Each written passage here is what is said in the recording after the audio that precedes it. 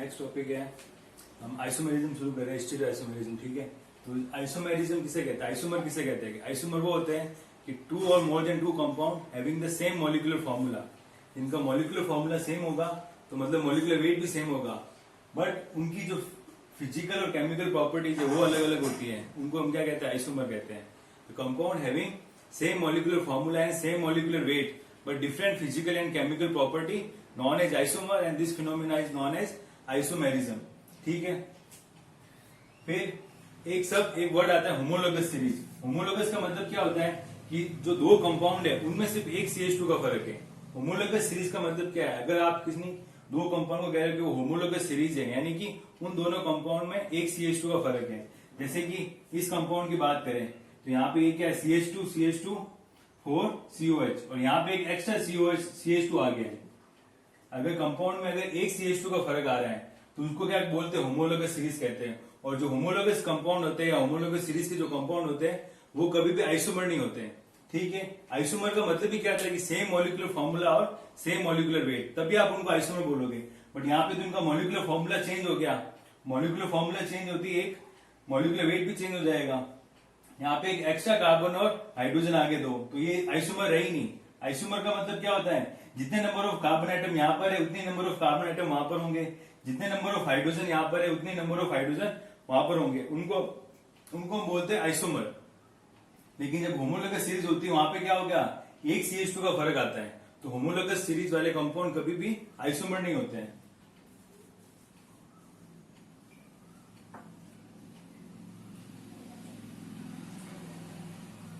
But member of two different homologous series, दो अलग अलग होमो सीरीज है, उनके कंपाउंड में भी आइसोमर हो सकते हैं या नहीं हो सकते। जैसे इस कंपाउंड का होमोलोगस ये है, इसी तरह कोई दूसरा कंपाउंड होगा उसका कोई होमोलोगस होगा, तो वो आपस में आइसोमर हो सकते हैं।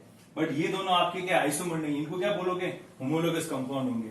होमोलोगस का मतलब क्या होता है, different of one CH2 group, एक CH2 ग्रुप का डिफरेंस होता है, उसको होमोलोगस बोलते हैं।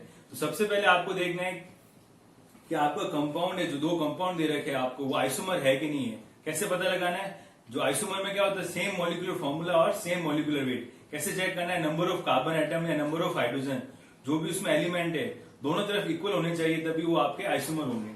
ठीक है, अब आइसोमर दो तरह के होते हैं, स्ट्रक्चरल आइसोमर और स्टीरियो आइसोमर। ठीक है, फिर स्ट्रक्चरल आइसोमर के अंदर भी टाइप है, chain isomer, positional isomer, functional group, metamerism और टॉटोमेरिज्म। और स्टीरियो आइसोमर में जियोमेट्रिकल और ऑप्टिकल है। तो स्ट्रक्चरल आइसोमर को हम क्या कहते हैं, स्ट्रक्चरल आइसोमर को हम रिजियो आइसोमर भी बोल सकते हैं या कॉन्स्टिट्यूशनल आइसोमर भी कह सकते हैं। ठीक है, अब यहाँ पे क्या होगा, स्ट्रक्चर के अंदर स्ट्रक्चर डिफरेंट हो जाएगी, जो नाम है वो चीज उसमें डिफरेंट हो जाएगी। तो स्ट्रक्चरल आइसोमर वो होंगे जहां पे same molecular formula, same molecular weight, but जो उनकी स्ट्रक्चर है वो डिफरेंट हो जाएगी। Two compound having the same molecular formula, same molecular weight, but उनकी जो स्ट्रक्चर है, स्ट्रक्चर से यहाँ पे मतलब क्या है, सीक्वेंस ऑफ बॉन्डिंग। यहाँ पे आपको स्ट्रक्चर से पता कैसे लगेगा कि वो स्ट्रक्चर आइसोमर है या नहीं है, आपको वहां पे सीक्वेंस ऑफ बॉन्डिंग देखनी है एटम की विद इन द मॉलिक्यूल। जो सीक्वेंस ऑफ एटम है वो अगर चेंज हो गई तो यानी कि वो आपका स्ट्रक्चर आइसोमर होगा। कैसे, वो एग्जांपल्स हम देखते हैं। ठीक है,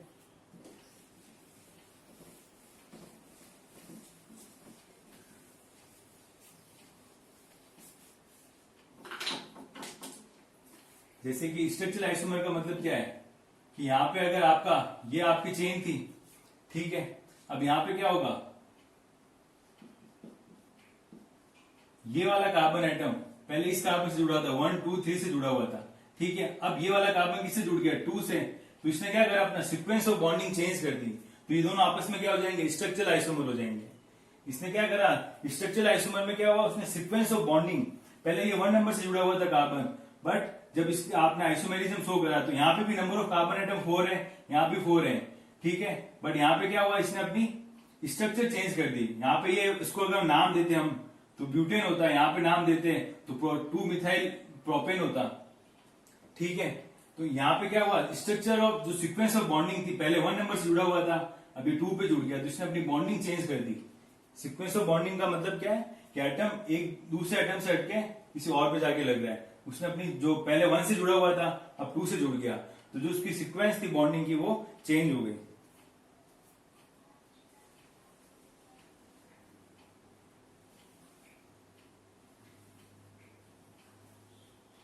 ठीक है, जो फर्स्ट टाइप है चेन आइसोमर, उसके अंदर भी यही चीज है। चेन आइसोमर में क्या होगा, चेन आपकी अलग होती जाएगी। जैसे कि यहाँ पे C5H12 है, तो C5H12 का मतलब क्या है, आपका एक पेंटेन है सिंपल।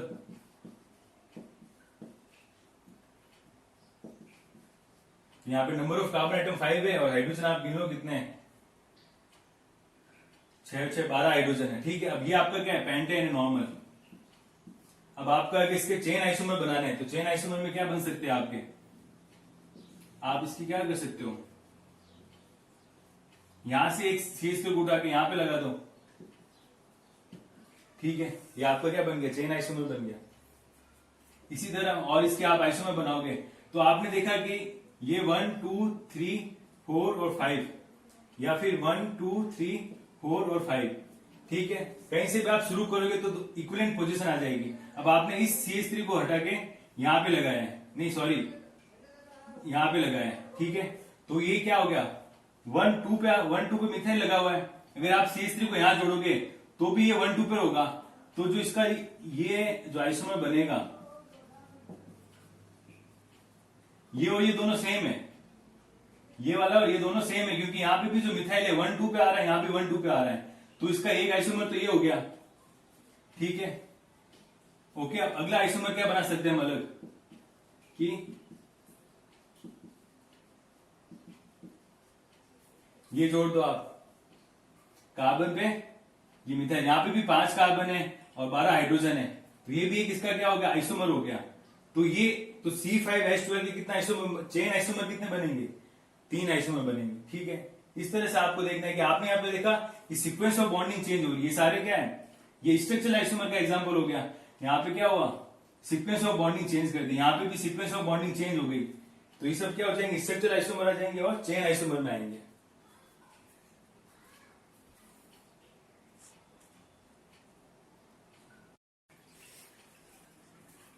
तो चेन आइसोमर वो होते हैं जिसमें कार्बन स्केलेटन अलग अलग होता है। तो जैसे पेंटेन की बात करें तो यहाँ पे ये पेंटेन है, यहाँ पे इसको क्या बोलेंगे, आइसोपेंटेन। और ये क्या है आपका, नियोपेंटेन।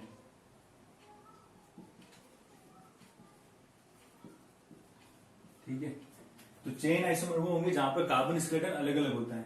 ठीक है, तो पेंटेन के ये क्या हो जाएंगे, 3 आइसोमर, आइसोपेंटेन और नियोपेंटेन तीनों क्या है, चेन आइसोमर है। यहाँ पे कार्बन स्केलेटन तीनों में अलग अलग है। अगर पोजीशन की बात करें, ये पोजीशन वाले पोजिशनल आइसोमर क्या होंगे, तो पोजिशनल के नाम से पता चल रहा है कि यहाँ पे पोजीशन अलग अलग होगी। जो आपका सब्स्टिट्यूएंट है या फंक्शनल ग्रुप है उसकी पोजीशन अलग अलग होगी, अलग अलग है, तो वो आपके पोजीशन आइसोमर में आ जाएंगे। जैसे कि अगर यहाँ पे C3H8 दे रखा है, ठीक है, तो यहाँ पे भी एल्कोहल कहां लगा हुआ, 1 नंबर पे लगा हुआ है, 2 3। अगर इसकी पोजीशन चेंज कर दे तो यहाँ पे 2 पोजीशन पे आ गया। तो ये क्या हुआ, यहाँ पे आपका जो सब्स्टिट्यूएंट हो, अब एल्कोहल की जगह यहाँ पे कोई भी आपका सब्स्टिट्यूएंट हो सकता है, हेलोजन हो जाए चाहे कुछ भी हो, तो उसकी क्या कर दिया आपने, पोजीशन चेंज कर दी। पहले 1 पे था अब 2 पे आ गया, तो इसको क्या बोलेंगे, पोजिशनल आइसोमर बोल देंगे। अब फंक्शनल ग्रुप आइसोमर में क्या होगा कि यहाँ पे फंक्शनल ग्रुप अलग अलग होंगे। ठीक है, कैसे, अगर CH3 C double bond O CH3, यहाँ पे भी क्या कीटोन है,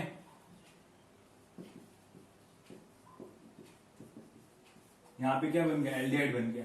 तो यहाँ पे नंबर ऑफ कार्बन आइटम दोनों में सेम है, हाइड्रोजन सेम है, ऑक्सीजन सेम है, बट यहाँ पे इनको क्या बोलेंगे, 2 अलग अलग फंक्शनल ग्रुप मिल गए, कीटोन से एल्डिहाइड मिल गया, तो इनको क्या बोलेंगे, फंक्शनल ग्रुप आइसोमेरिज्म में आ जाएंगे, जहां पर फंक्शनल ग्रुप अलग अलग हो। स्ट्रक्चर भी चेंज हो गए इनकी और फंक्शनल ग्रुप में आ जाएंगे। फिर मेटामेरिज्म में क्या होगा कि जैसे एग्जांपल समझते, मेटामेरिज्म में क्या होगा कि CH3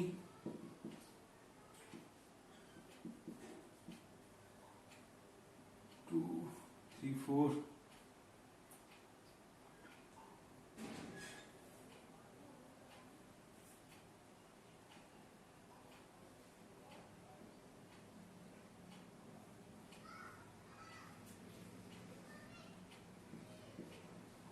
ये हो जाएगा, या फिर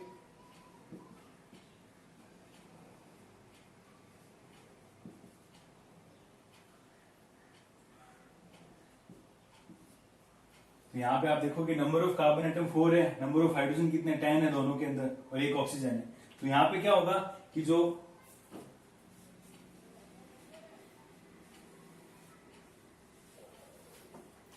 फंक्शनल ग्रुप है आपका ईथर है, ईथर के दोनों साइड में या तो आपका सेम होगा, जो number of carbon atom same हो सकते हैं C2H5 C2H5, या फिर अलग अलग हो जाए, एक तरफ ज्यादा एक तरफ कम है। इसको क्या बोलते हैं, मेटामेरिज्म बोलते हैं। मेटामेरिज्म में क्या होता है, इधर side of number of carbon atom is different, या तो दोनों तरफ सेम हो या फिर एक तरफ ज्यादा एक तरफ कम हो। इसको ये किस में आते हैं, मेटामर में आते हैं। इनको क्या बोलते हैं, मेटामेरिज्म बोलते हैं। मेटामर में भी क्या है, यहाँ पे स्ट्रक्चर चेंज हो गई इसकी, एक CH3 यहाँ से हटके इधर आ गया तो यहाँ पे बढ़ जाएगा।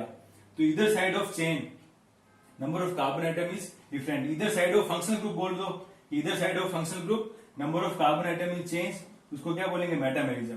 टोटोमेरिज्म में क्या आएगा,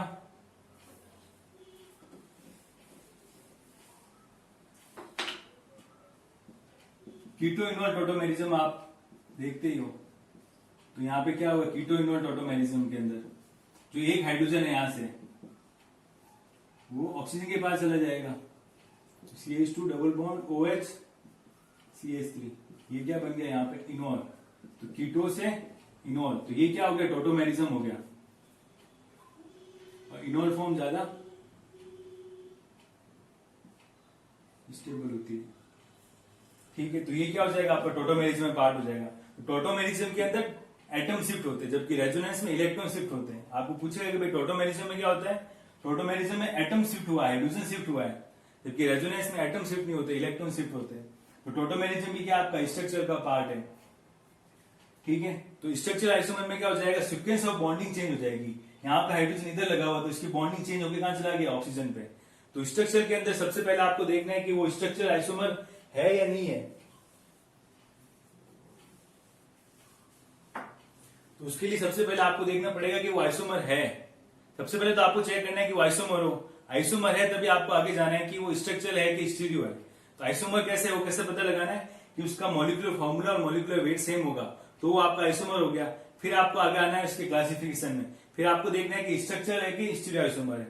तो स्ट्रक्चर में क्या होगा कि सीक्वेंस ऑफ बॉन्डिंग अगर चेंज है तो वो स्ट्रक्चर आइसोमर में आ जाएगा। फिर स्ट्रक्चर आइसोमर में आपको देखना है कि वो चेन है कि पोजीशन है, फंक्शनल है, मेटामर है या टोटोमेरिज्म है। तो हर एक में डिफरेंस अलग अलग है। चेन आइसोमर में कार्बन स्केलेटन अलग होगा, पोजीशन के अंदर क्या होगा आपका जो फंक्शनल ग्रुप या जो सब्स्टिट्यूएंट है उसकी पोजीशन अलग अलग होगी। फंक्शनल ग्रुप में क्या होगा आपका फंक्शनल ग्रुप डिफरेंट हो जाएगा, कीटोन एल्डिहाइड। मेटामेरिज्म में क्या होगा, इधर साइड ऑफ फंक्शनल ग्रुप आपके नंबर ऑफ कार्बन एटम अलग अलग होंगे, और टोटोमेरिज्म में क्या होगा आपका हाइड्रोजन शिफ्ट हो जाएगा। तो ये स्ट्रक्चर के टाइप है। फिर आएगा स्टीरियो आइसोमर। तो स्टीरियो आइसोमर में क्या डिफरेंस आएगा कि स्टीरियो आइसोमर के अंदर number of carbon, molecular formula, molecular weight और स्ट्रक्चर भी सेम होगी। स्टीरियो आइसोमर में तीनों सेम होंगे, मतलब स्टीरियो आइसोमर पार्ट ही किसका, आइसोमर का है, तो मॉलिक्यूलर वेट और मॉलिक्यूलर फॉर्मूला तो सेम होगा ही, बट यहाँ पे क्या होगा जो स्ट्रक्चर है वो भी सेम होगी। स्ट्रक्चर से मतलब क्या है, यहाँ पे सीक्वेंस ऑफ बॉन्डिंग सेम होगी। तो डिफरेंस कहां पर आएगा, डिफरेंस वहां पर आएगा जो एक स्टीरियो सेंटर पे जुड़े हुए ग्रुप है आपके, उनका जो 3D अरेंजमेंट है वो अलग अलग होगा, ठीक है। तो आगे स्टीरियो आइसोमर को समझते हैं।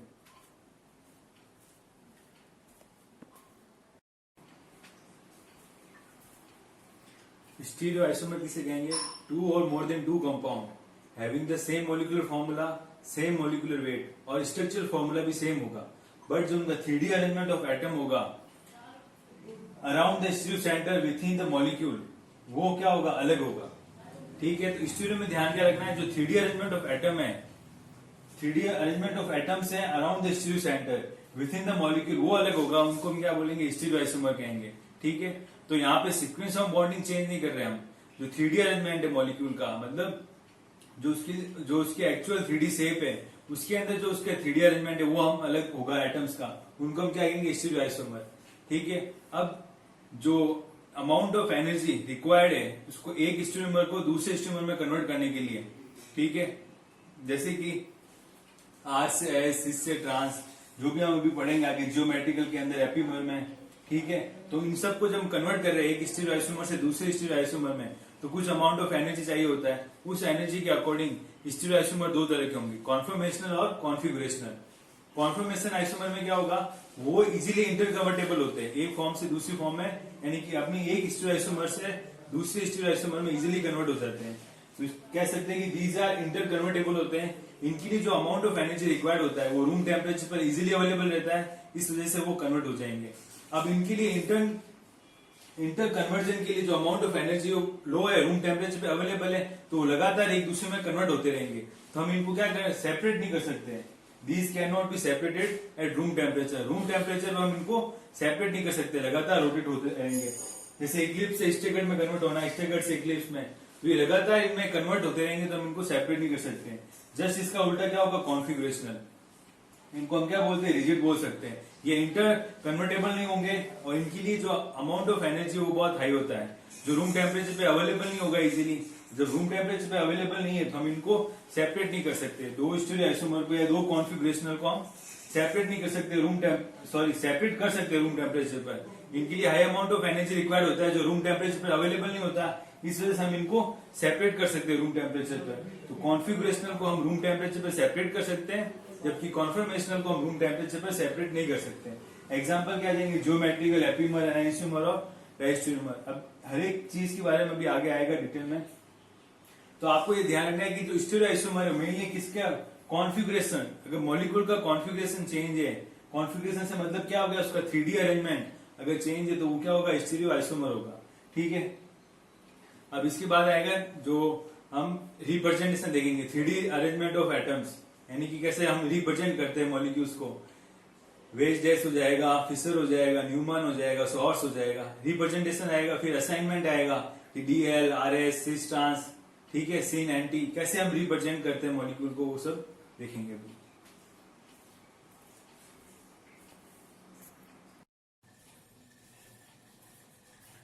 तो कॉन्फिगरेशन का मतलब क्या होता है, 3D अरेंजमेंट ऑफ एटम्स और group with in the around the stereo centre with in the molecule. एक स्टीरियो सेंटर के अराउंड जो एटम या ग्रुप है उनका अरेंजमेंट क्या है 3D, उसको हम क्या कहेंगे, कॉन्फिगरेशन। अब कॉन्फिगरेशन में दो चीजें आएगी, कॉन्फिगरेशन को हम रिप्रेजेंट कैसे करेंगे और उसका असाइनमेंट कैसे करेंगे। तो पहले रिप्रेजेंटेशन को देखेंगे कि हम कैसे 3D अरेंजमेंट को हम कैसे रिप्रेजेंट कर सकते हैं। पहला है वेज डैश रिप्रेजेंटेशन, दूसरा फिशर, न्यूमैन और सॉर्स।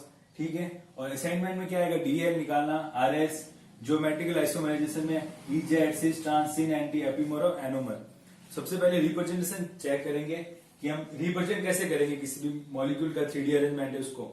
ठीक है, तो पहला क्या है, वेज डैश रिप्रेजेंटेशन होगा। इसमें क्या है, जो आपका जो सेंट्रल एटम है ये आपका क्या है, स्टीरियो सेंटर है। स्टीरियो सेंटर पे ये 4 ग्रुप लगे हुए हैं, 4 एटम लगे हुए हैं। ठीक है, उसमें से जो ये सॉलिड लाइन है ये आपका क्या होगा, lies on the plane of the paper. ये हमेशा आपके क्या होगा, प्लेन ऑफ द पेपर में होगा, जो किसको रिप्रेजेंट कर रहा है, principal chain of the molecule. ये principal chain of the molecule को रिप्रेजेंट कर रहा है। जबकि वेज और ये डैश वाला पार्ट ये क्या होता है, आउट ऑफ द प्लेन होंगे। ठीक है, वेज वाला पार्ट क्या होगा, टुवर्ड द व्यूअर होता है, जबकि डैश वाला पार्ट क्या होता है, अवे फ्रॉम व्यूअर होता है। ठीक है, अगर वेज डैश रिप्रेजेंटेशन को रिप्रेजेंट करना है तो हम कैसे करेंगे। ठीक है, तो ये जो दो ब्लैक वाले मार्कर है वो आपके क्या हो जाएंगे, on the plane, lies on the plane. ये आपका क्या प्लेन है, अगर ये वाला प्लेन है तो ये दोनों आपके प्लेन पे है। अगर ये वाला प्लेन जा रहा है ऐसे नीचे से तो ये दोनों आपके lies on the plane of the paper पे होंगे। ये क्या आपकी तरफ है तो ये वेज हो जाएगा, और ये आपसे दूर है तो ये क्या हो जाएगा, डैश हो जाएगा। तो ये क्या हो गया, वेज डैश रिप्रेजेंटेशन हो गया।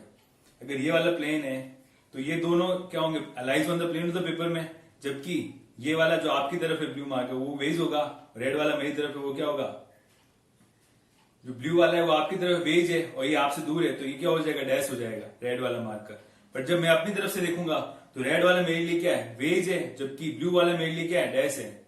अगर मैं अपनी तरफ से देखता हूं तो ये भी तो प्लेन में, लेकिन जो रेड वाला होगा वो क्या होगा, वेज है, क्योंकि वो मेरी तरफ है, टुवर्ड्स द व्यूअर है, तो ये वेज हो जाएगा। जबकि ब्लू वाला मेरा अवे फ्रॉम व्यूअर है, तो ये मेरे लिए क्या हो जाएगा, डैश हो जाएगा। लेकिन आपके लिए ब्लू वाला क्या है, वेज है, और रेड वाला डैश है। ये 3D अरेंजमेंट अलग अलग है, एक ही मॉलिक्यूल है, यहाँ पे सीक्वेंस ऑफ बॉन्डिंग भी सेम है, बट अगर मैं अपनी तरफ से देख रहा हूं तो रेड वाला वेज है और ब्लू वाला डैश है। लेकिन आप अपनी तरफ से देखोगे तो ब्लू वाला वेज है और रेड वाला डैश हो जाएगा। तो ये क्या हुआ, 3D अरेंजमेंट अलग हो गया ना इसका, कि एक ही मॉलिक्यूल का जब आप रिप्रेजेंट कर रहे हो, अगर मैं यहां से देखता हूं तो ये रेड वाला वेज है और आपकी तरफ से ब्लू वाला वेज है, तो यहां से इसका कॉन्फिगरेशन डिफरेंस हो गया। ठीक है, जब आप हम इसका असाइनमेंट करना सीखेंगे, RS निकालना, तो वहां से भी प्रूव हो जाएगा कि जब आपने वेज डैश को कन्वर्ट करा ये वेज था आपके लिए, लेकिन मेरी तरफ से लिए वेज ये था। दोनों का जो कॉन्फ़िगरेशन आएगा वो अलग अलग आएगा। अगर एक का आर दूसरे का एस आएगा, एक का सी से तो दूसरे का ट्रांस आएगा ऐसे। ठीक है, तो ये क्या है, वेज डेज रिप्रेजेंटेशन है। ओके, आप इसको कैसे भी फॉर्म में देख सकते हो। अगर आप ये भी यार दोनों ब्लैक वाले प्लेन में थे, अगर आप इसको रोटेट करोगे तब रेड और ब्लू वाले प्लेन में आ जाएंगे और ये आउट ऑफ प्लेन चले जाएंगे। तो आप इसको कैसे भी रिप्रेजेंट कर सकते हो। ठीक है, अगर ऐसे रिप्रेजेंट करें तो ये दोनों प्लेन में आ जाएंगे और ये आउट ऑफ प्लेन चले जाएंगे दोनों। ठीक है, ऐसे भी हो सकता है कि ये दोनों, जब ये दोनों प्लेन में आए तो ये दोनों आउट ऑफ प्लेन चले गए। ठीक है, तो ये वेज डेज रिप्रेजेंटेशन है। इसमें और चीजें देखते आगे।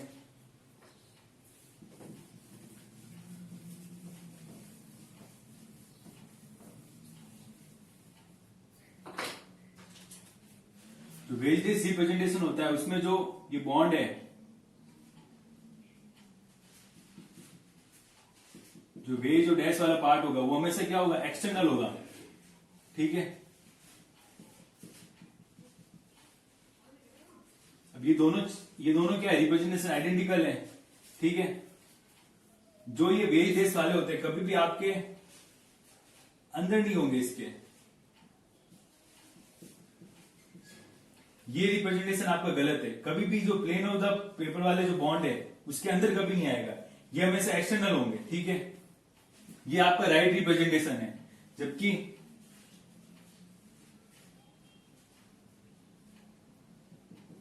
ये आपका गलत रिप्रेजेंटेशन। वेज डेज कभी भी इंटरनल नहीं होंगे बॉन्ड के बीच में, हमेशा क्या होंगे, वेज डेज आपके ऐसे बाहर एक्सटर्नल होंगे ना, तभी वो आपका वेज डेज वाला रिप्रेजेंटेशन सही है। तो हम लिख सकते हैं कि वेज डेज कभी भी जो इंटरनल नहीं होंगे, बॉन्ड के अंदर नहीं होंगे ऐसे। ठीक है, हमेशा बाहर रहेंगे।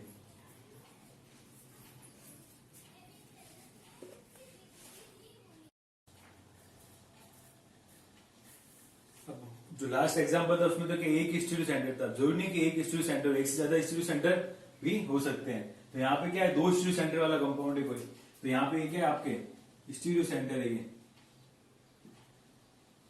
ठीक है, यहाँ पर ये आपका स्टीरियो सेंटर है। अब आपको ये जो देखना है, जो ये सॉलिड लाइन है जो, उसका रिप्रेजेंटेशन क्या है, उसका प्लेन क्या है। तो अगर ये दोनों एक ही प्लेन में है, सॉलिड वाला लाइन चीज क्या है, वो एक ही प्लेन में, ये ऐसे एक ही प्लेन के अंदर है, उसको हम क्या बोलेंगे, इक्लिप्स या सिन पेरिप्लेनर। जो आपके जो दोनों जो ये सॉलिड लाइन जा रही है वो क्या है, आपके एक ही प्लेन में। अगर मैं ये वाला प्लेन लगाता हूं, ठीक है, तो वो आपके क्या है, एक ही प्लेन के अंदर है। जब ये दोनों सॉलिड लाइन आपकी एक ही तरफ होती है, उसको हम क्या बोलते हैं, इक्लिप्स या सेरिप्लेनर, सिन पेरिप्लेनर या सिसोइड। अगर जो आपका ये बॉन्ड आपका क्या था, lies on plane of paper है, जो अपने, अगर मैं इसको हटा दूं इतना, तो ये आपका क्या था, दोनों जो डबल बॉन्ड है वो क्या, lies on plane of the paper है, और ये वेज और ये डैश है। तो यहाँ पे एक स्टीरियो सेंटर था, जब दूसरा स्टीरियो सेंटर आया तो यहाँ पे ये भी क्या है, आपका lies on plane of the paper पर है।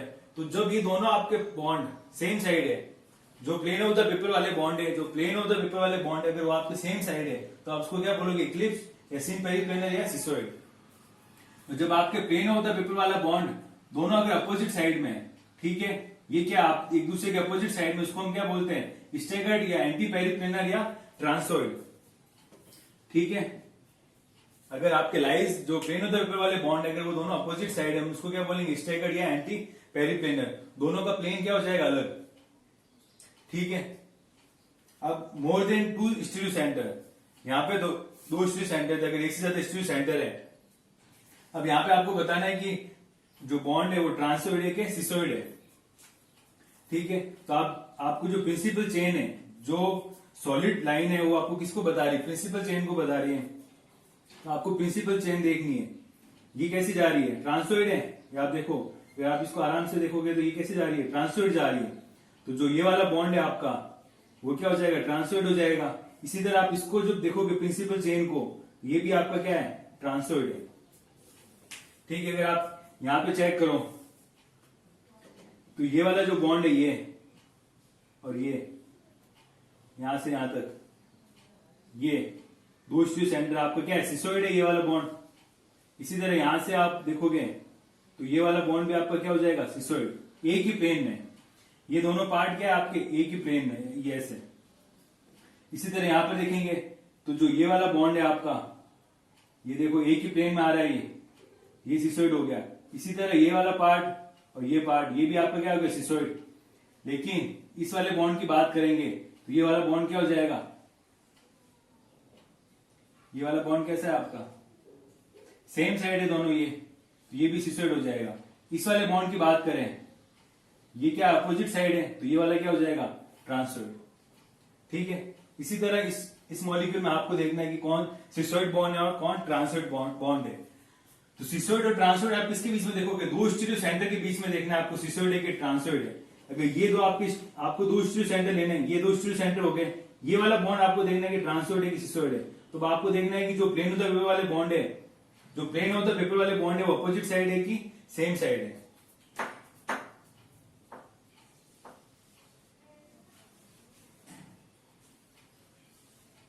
अगर प्लेन ऑफ द पेपर वाले बॉन्ड आपके अगर सेम साइड है तो आपका सिसोइड हो जाएगा, और प्लेन ऑफ द पेपर वाले बॉन्ड आपके अगर अपोजिट साइड है तो वो क्या हो जाएगा, ट्रांसोइड हो जाएगा। ठीक है, इसी तरह आपको इसमें देखना है। नेक्स्ट रिप्रेजेंटेशन आएगा फिशर, वो आगे देखेंगे।